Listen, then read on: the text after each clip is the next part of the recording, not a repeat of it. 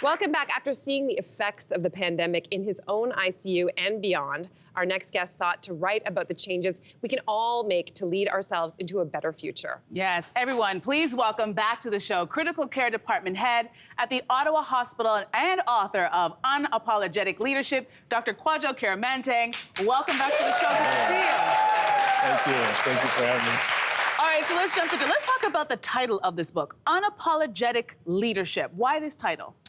You know, it's all about being courageous. It's all about finding how to be authentic. This is what the title is all about, because during the pandemic, we saw a lot of fear-based decision-making. Mm-hmm. You know, when we look at how we treated our kids, how we treated our patients in long-term care, our racialized communities, it was a lot of fear-based decision-making. And so to be unapologetic, I want people to think about being courageous, being authentic, and like centering yourself from your values, like what's important to us. And I feel like we needed to see more of that during the pandemic, and I hope this could be a roadmap for people moving forward. Yep. Love it.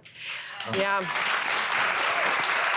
So you offer such great advice in the book, but tell us your top tips for anyone wanting to be an unapologetic leader. You know, my number one advice, honestly, is lean on action. Like, move forward. Don't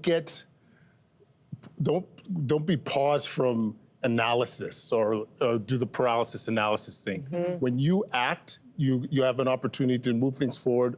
And yes, you might fail, but this is an opportunity to learn. Mm-hmm. And I think a lot of people get caught up in worrying about the outcome. Yeah, it's got to be perfect in order to move forward, right? Exactly. And to do that, you know, you want to build a good team around you. You want to be able to delegate. And one example of this in our own community was during the pandemic, as I mentioned, the kids were suffering. Mm-hmm. And we started a charity called Bridges Over Barrier.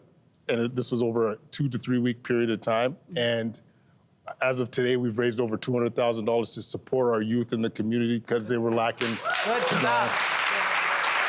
so much.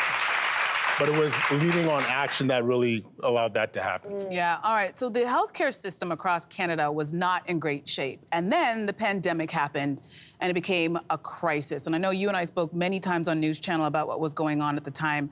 But I'm curious, what did you learn during that period? Oh, so much. One of the things that I really think we need to lean into moving forward is, like, we need to innovate now. Like, everyone could appreciate now that our healthcare system is in crisis. The wait times in the emergency room, the surgical wait times. This is a time that we got to start thinking outside the box and create an environment where we can think outside the box. Mm-hmm. And a couple areas where I think we could leverage, you know, we're down on healthcare providers. Like, we have a ton of foreign trained physicians, nurses that are currently not working in healthcare. Like, leverage that. Invest in prevention. Like, like this is something that I wish I was screaming from the beginning. Absolutely. You know, even as doctors, we don't learn the importance of moving. Like, weight training, everybody should be resistance training, by the way. Yeah. Of what to eat, reducing your stress, how to improve your sleep. Because like, if you have those assets, you're less likely to land in an ICU, land in hospital, and put less stress on the system as a whole. Yeah, all great tips. All right, so when you think about the word unapologetic, you don't think about a person who would admit to being wrong, but you say accountability is a very important trait for a leader to have. Why is that? You know, because it's all about trust. Like, when you look to your employees or your superior, you want to be able to go to bat for them. And if they're not being authentic, they're not being real with you, it's not gonna be effective. And, you know, I look back at myself, there was a point during the pandemic, I think it was the third wave, where a lot of us were putting out our predictions, and I thought it wasn't gonna be as big as it was. It was, you know, indeed a massive wave. And I went to Twitter and I said, guys, like, I got this wrong. I honestly, my decision was based on the data, and I got it wrong, but I wanted people to see that they could trust me because I'm being open, I'm being transparent, and showing that I'm going to learn from my mistakes of the past to be that much better moving forward. Yeah, accountability is so important. You talk a lot about the disproportionate aspects of leadership decisions on racialized communities, particularly during the pandemic. But in your book, you take it a step further and offer lessons for other BIPOC leaders that you've learned along the way. So tell us a little bit more. Yeah, this is one of my favorite topics because I was on the show and other media sources talking about some of the systemic issues to be a Black leader or being Black in healthcare.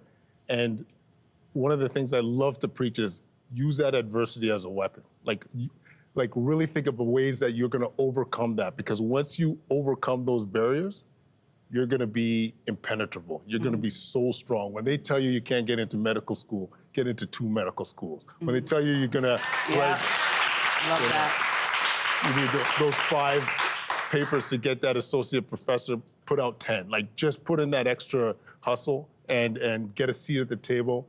And the other aspect of that is also to tell your story. I think when you have the opportunity to go on shows like this, or like I said, in other media platforms, to express your experience, makes things a lot more relatable. It creates empathy. And when that happens, change occurs. I truly believe it makes a difference when you could tell your story. Yeah, absolutely.